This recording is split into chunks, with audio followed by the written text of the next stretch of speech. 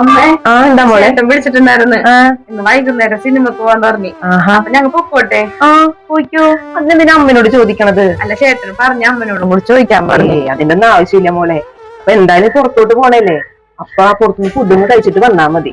അമ്മ ഞാൻ ചേട്ടനോട് പറയാ. പിന്നില്ലേ അമ്മേ, അടുത്ത ആഴ്ചയാണ് വെളിച്ചെന്റെ മോന്റെ കല്യാണം. അമ്മ ചോദിച്ച് കല്യാണോട്ട് എന്നാണ് വന്നേന്ന്. മോളൊരു കാര്യം ചെയ് മോളെ, വെള്ളിയാഴ്ച പൊക്കോ. 2 ദിവസം വീട്ടിൽ നിൽക്കാല, എല്ലാരും വന്നേല്ലേ, എല്ലാരും കാണാല. ഞാനും അവനും കൂടി ശനിയാഴ്ച വരാം. അവന് ജോലി കഴിഞ്ഞിട്ടേ വൈകുന്നേരം വന്നാ പോരെ? ആമേ അത് മതി. അപ്പൊ അമ്മക്ക് എന്റെ വീട്ടിൽ ഒരു ദിവസം നിക്കാല. അപ്പോഴേ മോള് അമ്മനെ വിളിച്ചു പറ. ഞാൻ പറയാ. ശരി. അമ്മേ, ചേട്ടൻ വിളിച്ചിട്ടുണ്ടായിരുന്നു. വൈകുന്നേരം സിനിമക്ക് പോന്ന് പറഞ്ഞു. ഞങ്ങൾ പൊക്കോട്ടെ സിനിമക്ക്?